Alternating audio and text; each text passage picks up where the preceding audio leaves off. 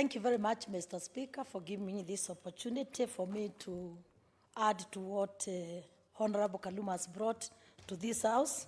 And let me start by congratulating Kaluma for coming up with this nice concept of the succession amendment bill. Mr. Speaker, I wish also to support it on the basis that it is seeking to know the valid dependents and in relation with inheritance. But, Mr. Speaker, I'm a bit getting worried when I go to Section B in relation to all the people mentioned here. Therefore, for me, to Honorable Kaluma, I think this one is giving us a platform for us to improve it more better, because when you mention all these dependents, let us take just a possibility in this country. When a woman loses her husband, like the way you saw it the other day in Mount Kenya TV when the wife of the late Murunga was brought up, when she was explaining how the burial was stopped by someone from somewhere, I thought when you bring all these people being dependent, we are going to make this matter more hard for the people who are going to be losing their beloved. Therefore, let us improve on this part. But I wish to appreciate the concept. If it is going to be improved more better, it is actually going to bring integrity to families, because we have also, as members of parliament, attended most of the burials where we are also even left when we are traumatized. You reach there as a member of parliament, you have attended a burial, but as you try to see it, you are told the burial has been stopped because there was a court order, and it leaves children more traumatized, the parent of the deceased, the widows, the widowers. It leaves very many people in a very chaotic scenario. In addition also to what I'm proposing to Honorable Kaluma, it is good, as Mheshimiwa Jacqueline mentioned, let's also revisit the matters of the other marriages we have in this country, like the Christian marriage, like the customary marriage, like Islamic marriage, the way Mheshimiwa said. Let us know what actually is there, so that when we try to get that information, it can give us a better platform to make it more better and improve it. But also, Mr. Speaker, let me take this chance to say this. Though we are talking about, I have heard most of the men are talking about slave queens. Sometimes they also forget the slave kings in this country. But on that basis, it is also a responsibility for men to be very responsible. And what I'm saying, Mr. Speaker, we don't have every time for men to pretend you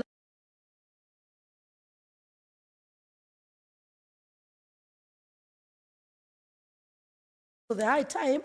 Men should have a lot of courage. If you love many women, please don't wait until you die, then they will come with their children to claim for what to be given as for them to inherit. It is also a platform to remind our fellow women and our girl child in this country that where it has reached, and we have seen also many cases where very innocent women, they are cheated by irresponsible men who tell them that they would marry them. They give birth with them. It is also on this platform we want to tell our girl child and our women in this country, please, these men who are coming to tell you they love you and they keep you as mpango wa kando, they don't want to be noted by their wives or their families. Push them. Let them recognize you. And actually, where we are also suffering so much, Mr. Speaker, sir, it is because we have forgotten our traditions in this country. Most of us come in families where maybe fathers had very many wives, but they lived at peace. And also traditionally, when men wanted to marry many wives, there is even some, but it gives us a platform also to remind our colleagues and also other men in this country, please, if you want an extended family, wife and many wives, please make it very clear to avoid a lot of frustrating women. Remember, the women you are calling them mpango ya kando and the queens, they are the daughters of people, they are the sisters to some people, they are very important people to this country. Therefore, we don't have a room also for men to misuse women, to cheat them, just to use them like objects. Let many appear on basis of what is Mheshimiwa Kaluma is coming up in relation with the succession, the inheritance, the validity of knowing who are the dependents. Let us also remind men, please. Let them be responsible. Fathers, you don't have to go giving birth outside and you throw away wives you have given women. Then once they give birth to your children, you are calling them slave queens. They are not your slave queens, they were your sweethearts when you are making those kids. Therefore, be responsible men. That's what we are saying.